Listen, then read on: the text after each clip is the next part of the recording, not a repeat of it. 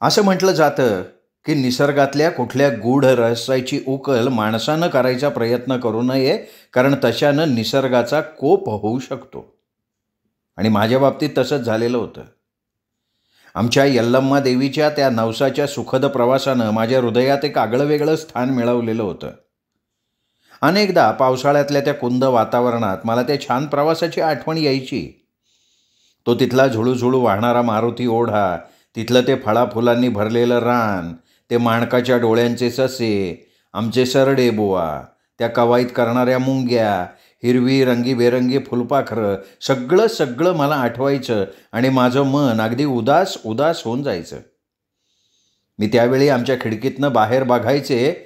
तो धो पडणाऱ्या पावसाची पिरपीर सुरू झाली की जोराचा खट्याळ वारा आनंदानं हसत पिंगा घालत सर्व झाडं झुडपं गदागदा हलवत राहायचा आणि ती सगळी झाडंसुद्धा त्या खट्याळ वाऱ्याबरोबर आनंदानं हसत डोलत राहायची. आमच्या प्रभू आजोबांच्या फोटोच्या मागे एक चिमणा चिमणीचं घरटं होतं. मागे मी प्रभू आजोबांचा फोटो काढताना त्या घरट्यातली 2 अंडी फोडून नंतर उपवास केला होता. आठवतंय ना तुम्हाला? तेच ते घरटं. आणि मी त्या पावसात त्या खिडकीजवळ उभं राहून बघायचे. माझी आई त्या थंडीत गरम गरम येवलासा वरणभात ताटलीत घालून त्या दिवाणखान्याच्या खिडकीजवळ ठेवून द्यायची आणि नंतर त्या चिमणा चिमणीची आपल्या चिवचिवणाऱ्या पिल्लांना तो वरणभात खाऊ घालायची. एकदम धावपळ उडायची. कधी रात्री मी बघायचे, बाहेर धोधो पाऊस पडत असताना आमच्या मंदा आजीच्या फोटोवर गलेलठ्ठ चिमणा डुलक्या घेत बसलेला असायचा आणि चिवताई आपल्या सुरक्षित पंखाच्या खाली आपल्या पिल्लांना घेऊन गाढ झोपलेली असायची. आमचे मुके सोबती देखील आमच्या आणि आमच्या घराच्या सानिध्यात निर्धास्तपणे झोपलेले असत. त्यावेळी जाईजुई आपल्या फडताळातल्या घरात झोपी गेलेल्या असत आणि त्यावेळी बाहेर मात्र वाऱ्या पावसाचा प्रलय चालू असायचा. आणि अचानक जाग आलेल्या मला तो मारुती ओढा आठवून वाटत असे. तो ओढा असाच आत्तासुद्धा झुळूझुळू वाहत असेल. या काळोख्या रात्री ते सुंदर रान भिजत असेल आणि तो तिथला सरडे बुवा कुठल्या तरी पानाच्या आडोश्याला लपला असेल आणि ती उडणारी सुंदर फुलपाखरं त्या मिटलेल्या फुलांच्या पाकळ्यांमध्ये झोपी गेली असतील. त्या सर्व सुखद आठवणींनी मला भयंकर रडू कोसळायचं.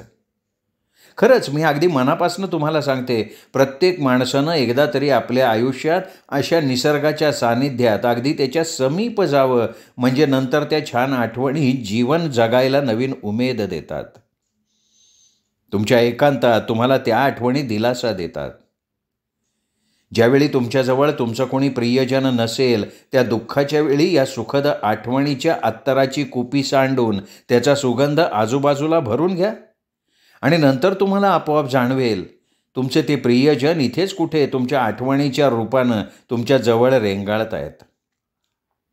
मला असं निसर्गाच्या अगदी सानिध्यात जाणं फार फार आवडायचं. कधी असा पाऊस पडत असला की मी दुपारी हळूच माझ्या बकुळ रानात जायचे. त्या दिवशीसुद्धा असाच पाऊस कोसळत होता आणि आजीने मंजी आणि येशाला शाळेत पाठवलेलं नव्हतं. त्या पावसातल्या सोसाट्याच्या वाऱ्यामुळे आमच्या झाडावरचे खूप नारळ गळाले होते. मग काय, माझ्या आईनी आजीनी त्या दिवशी सगळा नारळाचाच स्वयंपाक केला होता.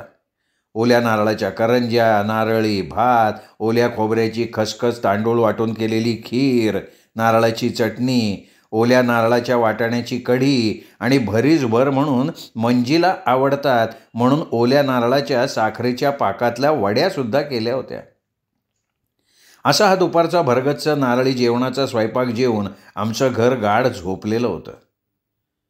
बाहेर पाऊस पडत होता आणि मला बाहेरचा तो धुंद मातीचा वास बकुळ रानाकडे खुणावत होता. मी हळूच झोपलेल्या आजीच्या कुशीतनं उठले आणि क्षणभर मला वाटलं की अशा काळोख्या पावसात मी त्या बकुळ रानाकडे जाऊ नये. तरी मी अलगद उठले आणि पाहिलं, कधी नाही ते मंजी आणि येशा गाढ झोपले होते. मी उठून मागल्या अंगणात गेले होते.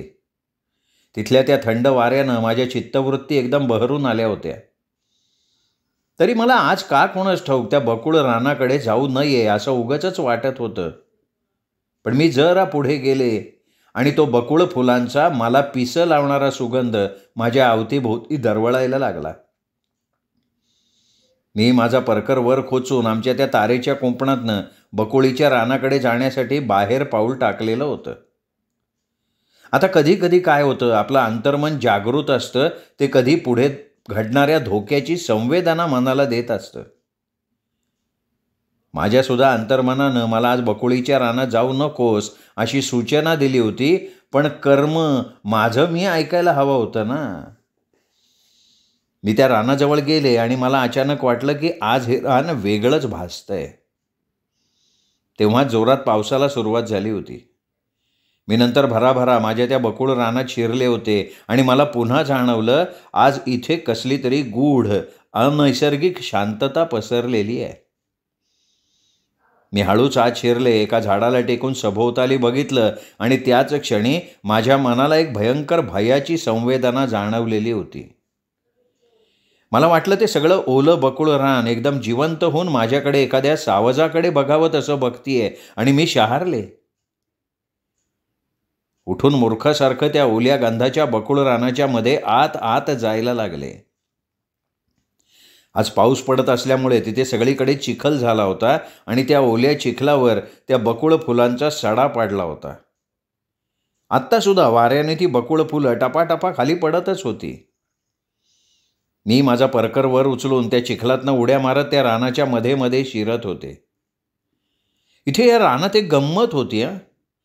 या रानात आत गेलं ना की हे रान एकदम वेगवेगळं भासायचं. एखाद्या खोल सुगंधित गुहेत गेल्यासारखं वाटायचं. आत्तासुद्धा मला तसंच वाटलं. पण त्या रानाची मला ओळख होती. त्या रानाची मी राणी होते ना. आणि मी खूप खूप आत जाऊन तिथल्या मोठ्या बकुळीच्या झाडाला टेकून उभे राहिले. माझ्यासमोरच ते लाल बाटलीचं झाड उभं होतं. पण आज त्या झाडाखाली एकही लाल फूल पडलेलं नव्हतं. ते माझ्या लक्षात आलं आणि मला भयंकर आश्चर्य वाटलं. मी नीट त्या झाडाकडे बघितलं तर त्या प्रत्येक लाल बाटलीच्या झाडाखाली ती लाल फुलं पडलेली नसून तिथे लांब केसाचा खच पडलेला होता. तसं मी भयंकर आश्चर्यानं त्या झाडाच्या वर बघितलं आणि भयानं माझी दातखिळी बसलेली होती. त्या लाल बाटलीच्या प्रत्येक झाडावर त्या बसलेल्या होत्या.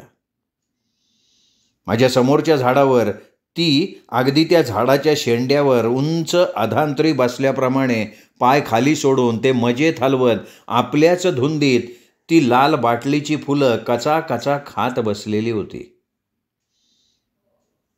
मी त्या झाडाखाली उभं राहून डोळे मोठे करून तिच्याकडे बघतच होते. ती भयंकर अमानवी स्त्री साधारण 10-12 फूट तरी उंच असावी आणि ती एखाद्या राक्षसिणीसारखी दिसत होती. नाही, ती राक्षसिणच होती. त्या अत्यंत काळ्या डांबरासारख्या राक्षसिणीच्या अंगावर कुठलंच वस्त्र नव्हतं. तिचे जाडजूड उघडेबंब केसाळ पाय अत्यंत किळसवाणे दिसत होते. त्या केसाळ पायांच्या केसात अनेक जीवजंतू वळवळत होते. त्या पायांची ती मोठी पावलं एखाद्या आदिमानवासारखी दिसत होती. त्यात त्या पायांची नखं लांब लांब वाढलेली असून अगदी घाणीने भरलेली होती. त्या संपूर्ण नग्न राक्षसिणीनं आपल्या गळ्यात त्या बाटलीच्या फुलांची लांब माळ घातली होती. तसं त्या प्रत्येक फांदीवरच्या राक्षसिणी नग्न असून त्यांनी सुद्धा त्या लाल बाटलीच्या माळा घातलेल्या होत्या. तरी मी पाहत असलेल्या त्या राक्षसिणीचा सुपा एवढा एक मोठा स्तन उघडा होता आणि त्या स्तनावर माशीसारखे काही प्राणी गोल गोल फिरत होते आणि ती राक्षसीण ते पटकन पकडून आपल्या तोंडात सारत होती. त्या सर्व नग्न राक्षसिणी खदा खदा हसत कचा कचा ती बाटलीची फुलं भराभरा खाऊ लागल्या होत्या. त्यावेळी त्या सर्व राक्षसिणी आपले मोठे लाल डोळे गरागरा फिरवत आपले केस तटा तटा तोडत ती लाल बाटलीची फुलं खातच होत्या आणि नंतर ते सगळं रान त्यांच्या हसण्यानं किंचाळण्यानं अक्षरशः थर थर कापायला लागलं. त्या प्रत्येक बाटलीच्या झाडावर एका एका फांदीवर त्या सर्व नग्न राक्षसिणी बसल्या होत्या आणि मी तिथेच त्या झाडाला खाली टेकून त्या सगळ्यांकडे बघत होते. मला जाणवलं होतं हे सगळं इथं आहे ते फार भयंकर आहे. आपण ह्या क्षणी इथनं पळत सुटावं, पण माझ्या सगळ्या संवेदनाच नष्ट झालेल्या होत्या. माझं तिथे दूर दूर असलेल्या घराकडे मला पळायचं होतं, पण मला ते जमत नव्हतं. मी फक्त डोळे उघडून त्या सर्वांकडे बघत होते. आणि अचानक ते घडलं होतं. त्या एकदम उंचावरच्या राक्षसिणीची नजर माझ्यावर गेली होती. तसं क्षणभर ती फुलं खायची थांबली आणि दुसऱ्या क्षणी एक भयानक किंकाळी फोडून तिने आपल्या गळ्यातला हार काढून तोडून खाली फेकला आणि एकदम करा करा दात खात आपले केस तटा तटा उपटून तोडत भयानक किंकाळ्या मारत ती त्या झाडावरनं सर्र सर्र सर्र करून खाली उतरायला लागली. त्या क्षणी ती राक्षसीण एवढी चिडली होती की ती आपले दात ओठ राखानं चावत स्वतःच खात सुटली होती आणि त्यामुळे आता तिचं तोंड रक्तबंबाळ झालेलं होतं. हे सगळं एका अर्ध्या सेकंदात घडलेलं असावं. मी अजून जमिनीला खेळल्याप्रमाणे मंत्रमुग्ध होऊन तसंच तिच्याकडे बघत होते आणि तेव्हाच माझ्या कानात माझ्या आजीचं आणि बाबाचं ओरडणं ऐकू आलं, सोने पळ, सोने पळ, सोने जीव घेऊन पळत घराकडे ये, सोने पळ.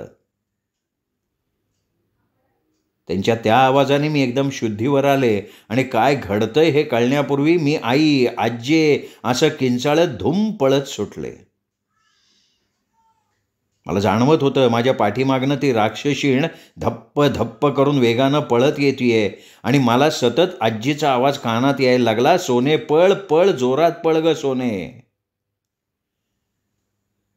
मी क्षणात आमच्या घराच्या कुंपणाजवळ आले होते.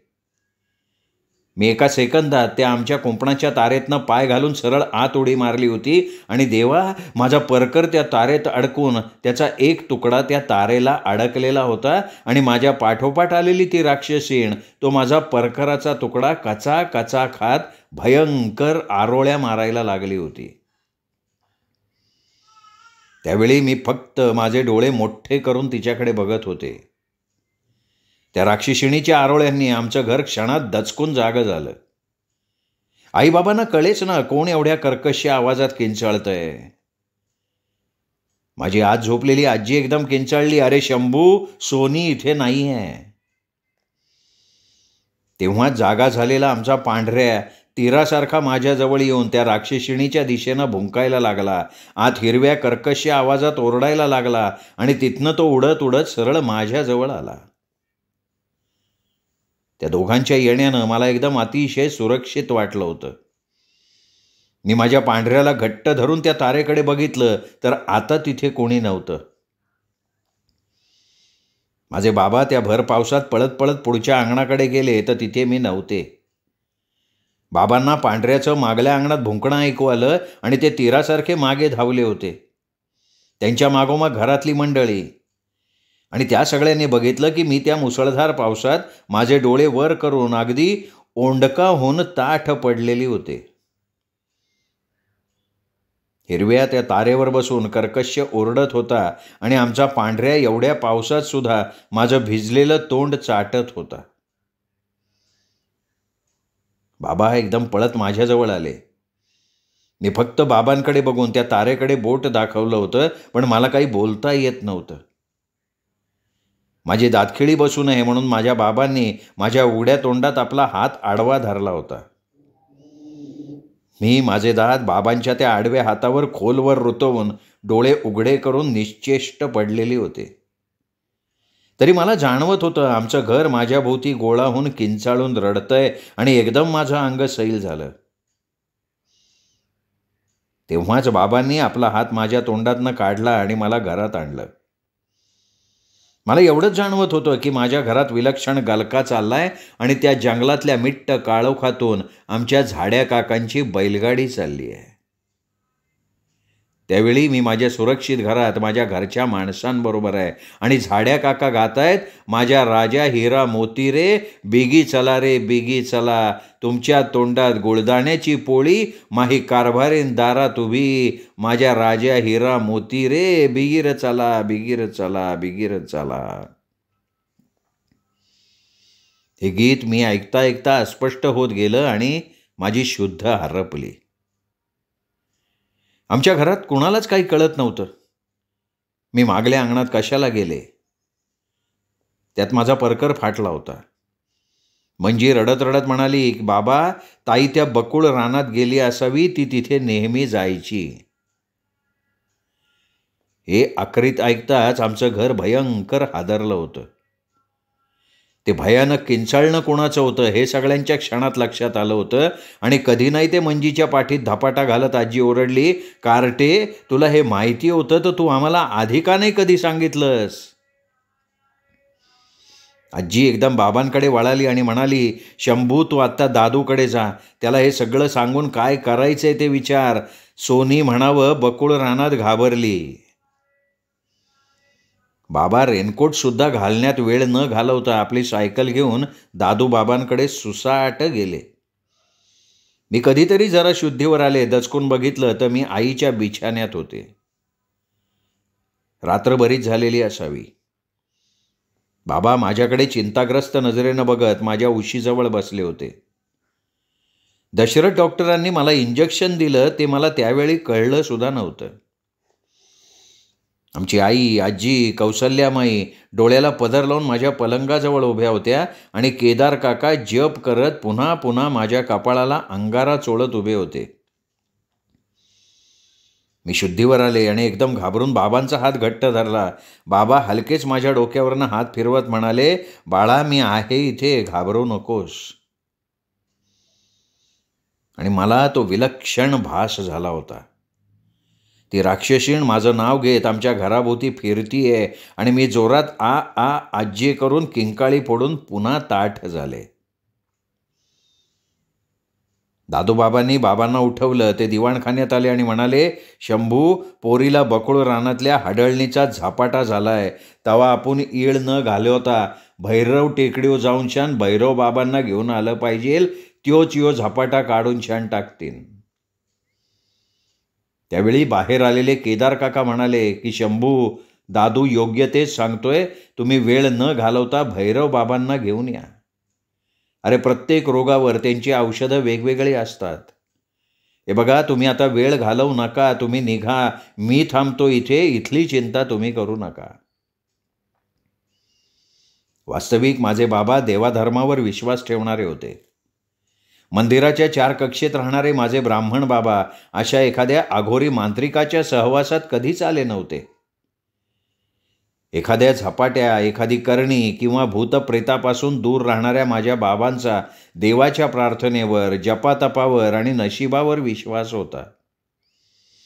त्यात तसं पाहता एका अघोरी मांत्रिकाला आपल्या घरात येऊन माझ्यावर काही अघोरी उपचार करायला त्यांचं मन धजावत नव्हतं. पण माझी परिस्थितीच इतकी वाईट झाली होती की बाबा पार घाबरलेले होते. त्यात माझ्या मृत्यूयोगाचं ओझं त्यांच्या खांद्यावर होतं. त्यात आणखीन त्यांनी ते कुंपणाजवळचं कोणाचं तरी भयंकर किंचाळणं ऐकलं होतं. आणि नंतर एवढ्या रात्री त्या भर पावसात माझे बाबा आणि दादू बाबा हातात फक्त एक बॅटरी घेऊन त्या भैरव टेकडीवर जाण्यासाठी घरातनं बाहेर पडले होते. ते दोघे लांब लचक स्मशान तुडवून भैरव टेकडीवर पोचले तेव्हा पाऊस पडतच होता. आणि आश्चर्य म्हणजे एक सुद्धा साधू त्यावेळी भैरव टेकडीवर नव्हता. फक्त तिथल्या दार नसलेल्या 6-7 झोपडीत एक धुनी पेटली होती. आणि त्या सर्व झोपडीच्या भोवती हाडं, लिंबू आणि काही अभद्र असं पसरलेलं होतं. माझे बाबा आणि दादू एका धुनी पेटत होती ना त्या झोपडीत शिरले तर तिथेही कोणी नव्हतं. फक्त त्या पेटत्या धुनीपुढे एक कवटी, एक अर्धी दारूची बाटली, चिलीम, लिंबू, हाडं असं माती मसण तिथे होतं. आणि समोरच जीभ काढून वेडावत असल्याप्रमाणे काली मातेची एक जुनी तसबीर मुंडकं हातात घेऊन एक पाय वर उचलून आपल्या हातातली तलवार दाखवत त्या तसबिरीत उभी होती. तिथल्या प्रत्येक झोपडीत तसंच दृश्य दिसत होतं. पण एक जिवंत अघोरी साधू तिथे औषधाला सुद्धा नव्हता. बाबा एकदम चिंतेनं म्हणाले, अरे दादू, इथे तर कोणच नाही आहे. तसे दादूबाबा अस्वस्थपणे म्हणाले, अरे गेला असतीन एखादं मड उकरून शान खायला. त्यांना एकदम भान आलं की आपण एका ब्राह्मणासमोर हे बोललोय. तसे ते बाबांना घाईघाईत म्हणाले, यो बघ शंभू, तू वाईस धीर धरू शान वाघ. अरे त्या धोनी हात पेटत आहे तेव्हा ते साधू हात येणार, आपण हात त्यांचा वाट बघत राहायचा. बाबांना ते पटलं होतं. नंतर खरंच साधारण 10-15 मिनिटांनी त्या गच्च काळोखातून काही अर्धे उघडे साधू भराभरा जमिनीतून कोंब फुटावे तसे अचानक येताना बाबांना आणि दादूबाबांना दिसले. त्या सर्वांनी त्या दोघांना बघितलं, परंतु ते न थांबता भराभरा त्यांच्या पुढ्यातून परत कुठे जायला लागले. त्या साधूंच्या मागून एक वृद्ध उंच साधू काठी टेकत टेकत हळूहळू येत होता आणि दादूबाबा बाबांना म्हणाले, शंभू, योच भैरव बाबा आहे, तू पुढं होऊन शान त्यांची वाट अडवून शान धर. तेव्हा बाबा लगेच पुढे सरकले आणि पुढे येऊन म्हणाले, भैरव बाबा, मला तुमच्या मदतीची फार गरज आहे हो. आणि भैरव बाबा लगेच थांबून बाबांकडे बघत म्हणाले, मुला, मला आता काही महत्त्वाचं काम आहे. तुम्ही त्या समोरच्या झोपडीत थांबा. मी 2-3 तासांनी परत येईन, नाहीतर तुम्ही सकाळी या. माझे बाबा पटकन म्हणाले, बाबा मी थांबतो, तुम्ही तुमचं काम आटोपून या. ठीक आहे असं म्हणून भैरव बाबा आपल्या शिष्यांसह त्या अंधारात दिसेनासे झाले. माझे बाबा आणि दादूबाबा नंतर त्या झोपडीच्या आडोशाला उभं राहून भैरव बाबांची वाट बघत उभे राहिले होते. इकडे माझी परिस्थिती फार वाईट झाली होती. त्या सगळ्या राक्षसिणी माझ्या बंद डोळ्यांसमोर येत होत्या आणि भरीसभर म्हणून माझ्या सर्व अंगाला आता त्या रानातल्या लाल बाटलीच्या फुलांची दुर्गंधी यायला लागली होती. माझ्या तोंडातून सतत गळणाऱ्या त्या लाळेचा रंग आता हळूहळू लाल होत गेला होता. त्यात माझे हातपाय थंड पडत चालले होते आणि हे सगळं बघून माझी आजी विलक्षण घाबरली होती. हे सगळं माझ्या आईनी आणि कौसल्या माईनी पाहू नये म्हणून ती त्यांना म्हणाली, वत्सला, कौसल्या, तुम्ही यशा मंजीला घेऊन देवघरात जाऊन काही प्रार्थना करत बसा, तशानं सोनीला बरं तरी वाटेल.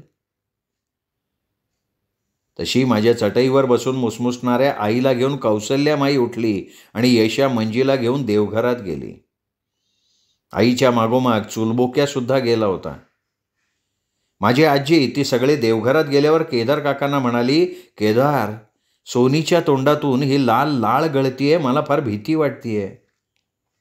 त्या दादूचा, शंभूचा पत्ता नाही. खरं तर माझी परिस्थिती बघून केदार काकासुद्धा अस्वस्थ झालेले होते. ते आजीला म्हणाले, आई आता थांबण्यात अर्थ नाही, मी जातो आणि दशरथ डॉक्टरला घेऊन येतो. ते त्या पावसात तसेच चालत निघाले आणि इकडे साधारण 2 तासांनी भैरव बाबा परत आले. तेव्हा ते विलक्षण दमलेले होते, तरीसुद्धा त्यांनी थोडीसुद्धा विश्रांती न घेता ते आपल्या शिष्यांना म्हणाले, तुमचे पुढचे विधी सुरू करा. नागनाथ, तू फक्त माझ्याबरोबर ये आणि माझी झोळी घे. आणि त्या नागनाथानं जाऊन भैरवबाबांची झोळी आणली. नंतर ते सगळेजण भराभरा माझ्या बाबांबरोबर आमच्या घरी यायला निघाले होते.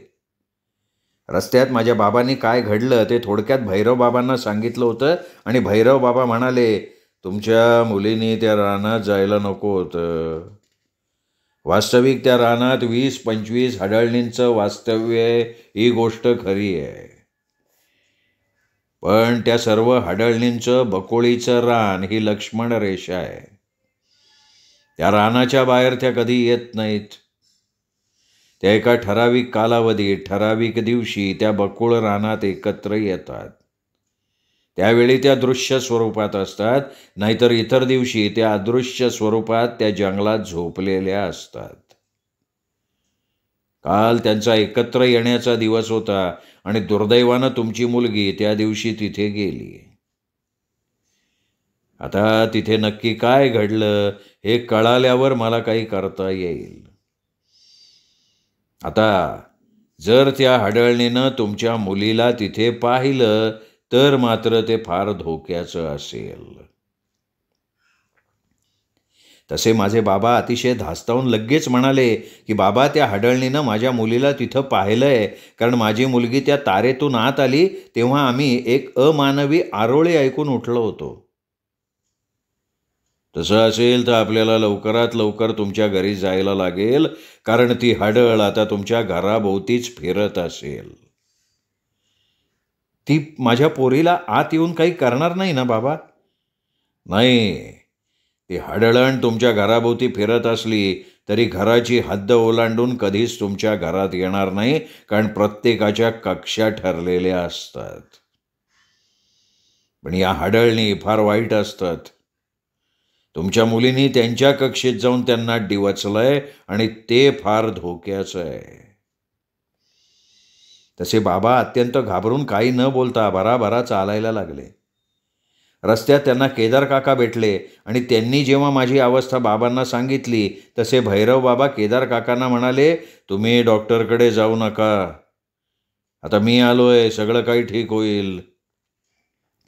ज्यावेळी माझे बाबा, दादू बाबा, केदार काका, भैरव बाबा आणि नागनाथ यांना आजीनं बघितलं तशी ती एकदम बाबांजवळ जात हळूच म्हणाली, शंभू, सगळं काही ठीक होईल ना रे? तेव्हा भैरव बाबा पटकन म्हणाले, आई, काळजी करू नका काही, आता सगळं काही ठीक होईल. आल्या आल्या त्या नागनाथानं आमच्या दिवाणखान्याच्या मध्ये एक धुनी पेटवली, कारण बाहेर धो धो पाऊस कोसळत होता. त्यांनी त्या धुनीजवळ 2 समोरासमोर पाट ठेवले आणि त्या आणलेल्या बाबांच्या थैलीतून त्यांनी काही वस्तू काढून त्या धुनीसमोर मांडल्या आणि तो चटकन बाहेर गेला. तेव्हा बाबांनी भैरव बाबांना नागनाथ कुठे गेले असं विचारलं. तसं ते म्हणाले, मला त्या बकुळ रानातली थोडी माती लागेल, ती आणायला तो गेलाय, पण आता येईल. वास्तविक भैरव बाबांना बघून आमचं घर आश्चर्यचकितच झालं होतं, कारण त्या सगळ्यांना वाटलं होतं की हे अघोरी साधू म्हणजे कच्चं मांस खाणारे, दारू पिणारे, गळ्यात कावड्याची माळ घालणारे, लाल डोळ्यांचे कोणी राक्षस साधू असतील. परंतु भैरव बाबा मध्यम उंचीचे, शांत काळे डोळे असलेले आणि नेहमी दारावर येऊन माई भाकरी वाढ म्हणणाऱ्या साधूप्रमाणे अगदी साधे सुधे होते. थोड्याच वेळानं नागनाथानं त्या बकुळ रानातली ओली माती आणली, त्या धुनीजवळ ठेवली आणि आजी भैरव बाबांना म्हणाली, बाबा, तू पूजेला बसण्यापूर्वी आंघोळ करणार असशील तर गरम पाणी तयार आहे. तसे ते हसत म्हणाले, आई, आंघोळीचं पाणी पुसावं, पण पावसाचं पाणी जिरवावं. हे बघ, आभाळमाय जी आपल्या हजारो हाताने आंघोळ घालते ना, तीच आंघोळ महत्वाची. चल नागनाथा, त्या पोरीला उचल, त्या पाटावर बसव. मी अजून बेशुद्ध होते, पण आता माझ्या अंगाची दुर्गंधी आणि ती तोंडातून येणारी लाळ वाढलेली होती. मला तसंच मूर्छित अवस्थेत उचलून आणून नागनाथानं त्या धुनीच्या समोरच्या पाटावर मला बसवलं आणि तो माझ्याजवळ बसला. भैरवनाथ आजीला म्हणाले, आई, इथे फक्त पुरुष माणसं सोडून बाकी घरातल्या बायका मुलांना घेऊन तुम्ही देवघरात जाऊन दार बंद करून बसा. सांगितल्याशिवाय कोणी दार उघडायचं नाही. त्याबरोबर आजी कौशल्या माईला आणि आईला म्हणाली, चला तुम्ही दोघी आत देवघरात, पण तिथे रडत बसू नका. आणि जाताना तिने पांढऱ्याला, चूलबोक्याला, हिरव्याला, जाईजुईला देखील देवघरात घेतलं. मंजी आणि यशा घाबरून अगोदरच देवघरात जाऊन बसले होते. आजीने रामा रामा असं म्हणत देवघराचं दार बंद करून घेतलं. भैरवनाथ नंतर माझ्यासमोर बसून त्यांनी ओम क्लीम चांडाय नमः या मंत्राचा जप जोरानं सुरू करत त्यांनी त्या आपल्या समोरच्या वस्तू त्या धुनीत टाकून तिथे एकदम धूर केला. त्यांनी हाताने नागनाथला खूण केली. तसा तो नागनाथ माझ्या कानात म्हणाला, मुली, तू रवळनाथाचा जप कर किंवा वेताळाचा जप कर. आणि माझ्या मूर्छित शरीराला परंतु जागृत असलेल्या मनाला नागनाथाचं बोलणं बरोबर कळलं होतं आणि मी रवळनाथाच्या नावाचा जप मनात करायला लागले. तशी हळूहळू माझ्या मूर्छित शरीरात चेतना येऊन माझं अंग सैल सैल व्हायला लागलं होतं. नंतर माझी ती लाळ गळायची थांबली. शरीरावरची दुर्गंधीसुद्धा आपोआप नाहीशी झाली आणि मी शुद्धीवर येऊन पटकन डोळे उघडले. तरी मला विशेष अशी काही हालचाल करता येत नव्हती. भैरव बाबा माझ्या अंगावर काळे उडीत फेकत म्हणाले, बोल, त्या रानात काय घडलं? मी एखादं बटण दाबल्याप्रमाणे तिथे काय काय घडलं ते भराभरा सांगितलं आणि नंतर एकदम माझा आवाज बदलून मीच किंचाळत बोलायला लागले, अरे तू कोणी का असेना, हे माझं भक्ष्य आहे. ती माझ्या सीमेच्या आत आली. आता मी तिला कदापि सोडणार नाही. मला रक्त हवंय, रक्त हवंय. भैरव बाबा पुन्हा माझ्या अंगावर ते काळे उडीद मारत म्हणाले, ही मुलगी चुकून आली तुझ्या रानात. तिला माफ कर. आणि तुला तिचं रक्त हवंय ना, ते मी तुला देतो. हे ऐकून दादू बाबा, माझे बाबा, केदार काका एकदम पुढे सरकले. पण भैरव बाबांनी हाताने त्यांना थांबायची खूण केली. थैलीतला अगोदरच काढून समोर ठेवलेला चाकू आणि अर्धा कापलेला लिंबू नागनाथासमोर सरकवला. आणि नागनाथानं माझ्या उजव्या हाताच्या अंगठ्यावर लहानशी चीर केली आणि तिथून भळाभळा येणारं रक्त त्यांनी त्या लिंबावर घेऊन येणाऱ्या रक्ताचा टिळा माझ्या कपाळी लावला. त्या क्षणी भैरव बाबा जोरात म्हणाले, हे त्या मुलीचं रक्त घे आणि त्या क्षणी इथनं निघून जा. यापुढे इथे दिसलीस तर कायमचा बंदोबस्त करून टाकेन. नंतर मीच माझ्या रक्तानं भरलेला तो लिंबू चाटून चोखून खाल्ला. नंतर आमच्या घरातल्या सगळ्यांना एकदम घराबाहेर भयंकर किंकाळ्या, आरोळ्या ऐकू आल्या आणि नंतर त्या बकुळ रानाकडे जात जात अस्पष्ट होऊन नाहीशा झाल्या आणि मी खाडकन शुद्धीवर आले. शुद्धीवर आल्याबरोबर मी बाबा बाबा करत बाबांकडे धावले. मी शुद्धीवर आल्यावर भैरव बाबा एकदम थकून उठले आणि बाबांना म्हणाले, तुमची मुलगी आता ठीक आहे. आता घरातल्या बायकांना बाहेर यायला हरकत नाही. आणि केदार काका देवघराच्या दाराशी धावले.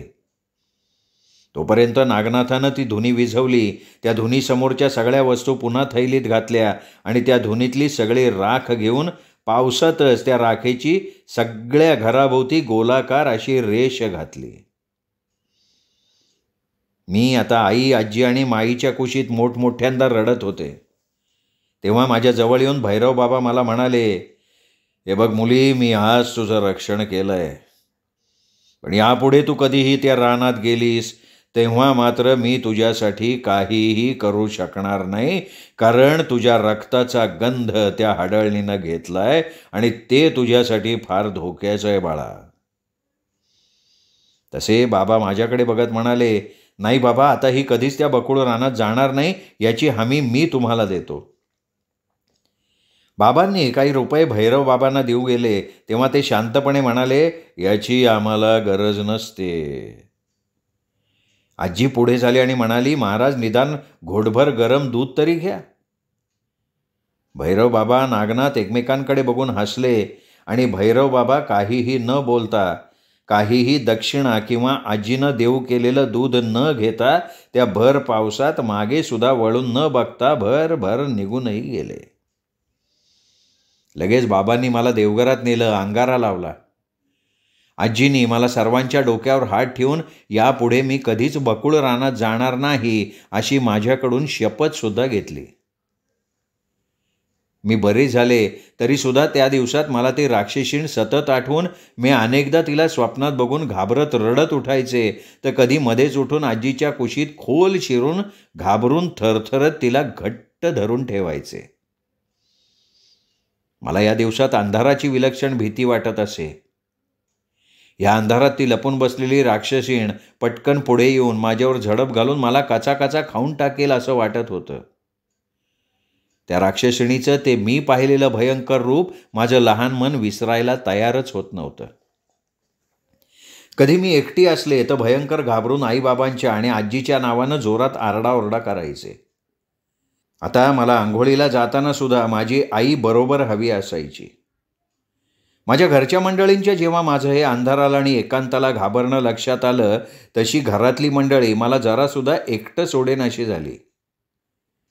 माझी आजी आता रात्री झोपण्यापूर्वी माझी मनस्थिती ओळखून मला अनेक देवदेवतांच्या गोष्टी सांगून माझं बालमन त्या गोष्टीत रमवायला बघायची. खरोखर माझं बालमन त्या गोष्टींमध्ये, स्वप्नांमध्ये रमून जायचं. पुढे कालांतरानं माझी ती भीती हळूहळू कमी होत गेली आणि नंतर मी त्या राक्षसिणीला पूर्ण नाही पण थोडंफार विसरलेली होते. तरीही एवढं सगळं माझ्या बाबतीत होऊन सुद्धा मला अनेक वेळा माझ्या त्या अतिसुंदर बकुळ रानाची खूप आठवण येऊन आता मी ते हरवलंय याची मला जाणीव व्हायची आणि मी एकांतात माझे डोळे ओले करत बसायची.